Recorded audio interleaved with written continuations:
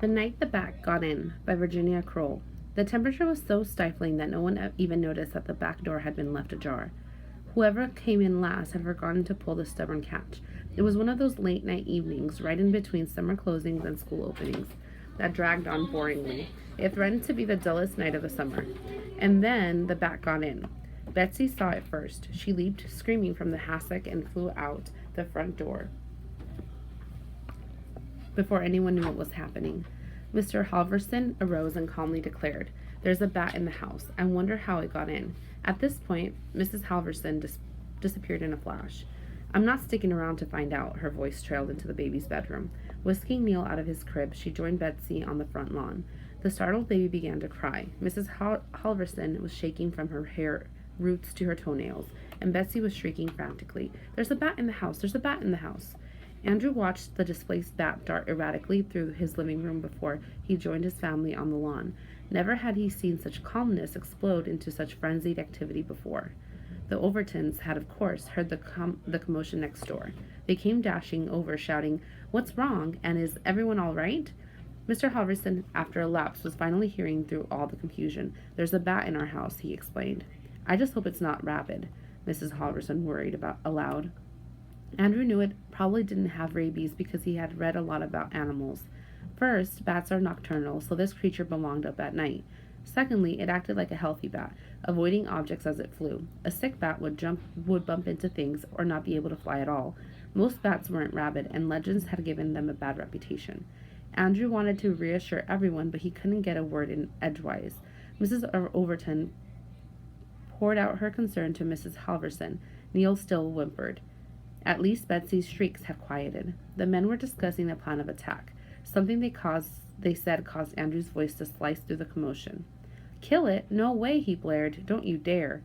"We can't just let a bat have a run of the house," said Mr. Halverson. "We're going to get rid of it." "Wait," Andrew pleaded, trying to use restraint and manners. "I have an idea that will probably work, okay?" "Well," Mr. Halverson hesitated, "all right." The men relaxed their grips on their anti-bat weapons, a tennis racket and a baseball bat. "I'm not so crazy about batting one bat with another one anyway," Mr. Overton was relieved.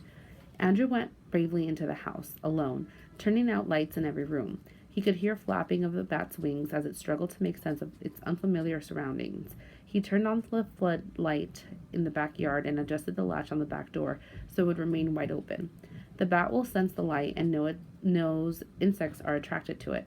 If we're not inside to scare it, it will get its bearings and find its way out just as it got in, Andrew said with authority. "Let's just be quiet and wait," he told everyone. They gathered around the yard, keeping their eyes focused on the illuminated doorway. 5 minutes later, a tiny flying figure with jagged wings emerged from the door. It zigzagged its way across the yard and off into the darkened sky to begin its nightly meal of mosquitoes and other flying insects. Andrew's mother invited the Overtons in for a snack. Everyone slid quickly through the door. Mrs. Halverson double-checked to make sure it was shut tightly. "Smart thinking, Andrew," Mr. Overton congratulated him. "That's for sure. You really gave a scary episode a happy ending," Mrs. Overton added. Number 6. Select two sentences that would be best to include in a summary of the story. A. Mr. Overton and Mr. Halverson have a plan, but Andrew objects. B. Because of Andrew, the bat is able to fly into the night. C. Mr. Overton praises Andrew for his smart thinking. D. Andrew asked everyone to wait quietly. E. Betsy started shrieking frantically that there was a bat in the house. F. Andrew had read a lot about animals. Number 7. The details about the setting are important to the story because they A. Explain why the Overtons arrived so quickly. B. Explain why the bat is able to enter the house. C. Show why the family is looking for excitement. D. Show why Betsy sees the bat before anyone else. Number 8. Who suggested killing the bat? A. Mr. Halverson. B. Mr. Overton. C. Andrew. D. Betsy. Number 9. How was Andrew able to solve the problem at the end of the story? Use details from the article in your response. Number 10. The author uses the word illuminated in the passage.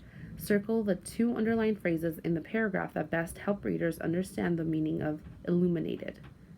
Andrew went bravely into the house alone, turning out lights in every room. He could hear the flapping of the bat's wings as it struggled to make sense of its unfamiliar surroundings. He turned on the floodlight in the backyard and adjusted the latch on the back door so it would remain wide open.